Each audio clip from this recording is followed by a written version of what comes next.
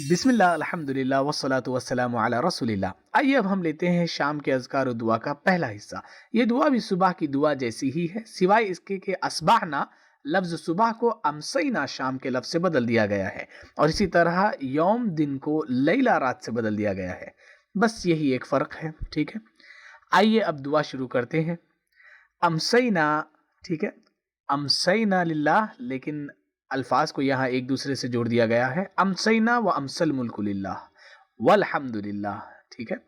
جیسا کہ میں نے کہا ہے، آپ ان الفاظ کو یاد کر سکتے ہیں، آپ انہیں انگلیوں کے پوروں پر یاد کر سکتے ہیں۔ اس کے لیے آپ اپنی انگلیاں استعمال کر سکتے ہیں، اور ہر انگلی پر 3 چیزیں یاد کی جا سکتی ہے۔ پہلی انگلی پر امسینا و امسینا الملک للہ والحمد للہ، دوسرا حصہ لا الہ الا اللہ وحدہ لا شریک لہ، لہذا دوسری انگلی پر لا الہ الا اللہ وحدہ لا شریک لہ، اور تیسرا حصہ ہے لہ الملک ولہ الحمد وہو علی کل شیء قدیر، اس لیے تیسری انگلی پر لہ الملک ولہ الحمد وہو علی کل شیء قدیر۔ یہ ضروری نہیں کہ آپ ان کو انگلیوں پر یاد کریں، یہ طریقہ سنت نہیں ہے، لیکن یہ یاد کرنے کا ایک نقطہ ہے، آپ اس کو استعمال کر سکتے ہیں، یا کوئی اور طریقہ بھی استعمال کر سکتے ہیں۔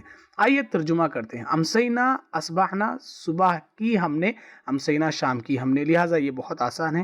امسینا شام کی ہم نے، وہ امسل ملک، اور شام کی ملک نے، بہت آسان ہے۔ الملک بادشاہت یا سلطنت، امسا یعنی اس نے شام کی، وہ کون؟ الملک تمام سلطنت یا تمام کائنات نے شام کی۔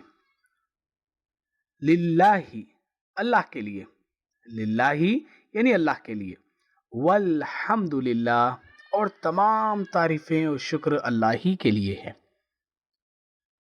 آئیے اب اس کا پیغام لیتے ہیں۔ ہم نے ساری نعمتوں برکتوں کے ساتھ شام کی اور آرام سہولت کے ساتھ۔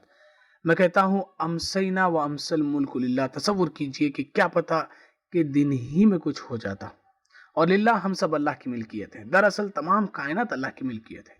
گو کہ ہم کو ایسا محسوس ہوتا ہے کہ کوئی شخص اس کائنات کے چھوٹے سے حصے کو کنٹرول کر رہا ہے یا چلا رہا ہے۔ کسی معاشرے میں بدامنی کے دوران ہم خاص طور پر کئی باتوں کو لے کر پریشان رہتے ہیں۔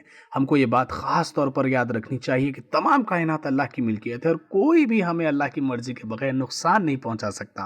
والحمدللہ، یہ بہت اہم ہے کہ ساری تعریفیں اللہ ہی کے لیے ہے کہ اس نے رات اور دن کا نظام بنایا، سورج اور چاند بنائے، صبح اور شام بنائی، اور اس کا دوسرا معنی یہ ہے کہ سارا شکر اللہ کے لیے ہے کہ اس نے ہمیں دن میں ہمارے کئی اچھے کام کرنے کی توفیق دی، نمازیں، عبادت، پڑھائی، نوکری، خریداری، گھر کے کام، رشتہ دار، دوست، پڑوسیوں سے ملاقات وغیرہ۔ اسی نے سارا دن صحت مند رکھا، کھانے کھلائے، بغیر کسی تکلیف کے فضلہ خارج کرنے کی سہولت دی۔ الحمدللہ۔ قرآن پڑھنے، تجوید سیکھنے اور قرآن سمجھنے سے متعلق ہمارے کورسز کے لیے اور 1-to-1 سیکھنے کے لیے براہ کرم وزٹ کریں ہماری ویب سائٹ understandquran.com۔ جزاکم اللہ خیر، والسلام علیکم۔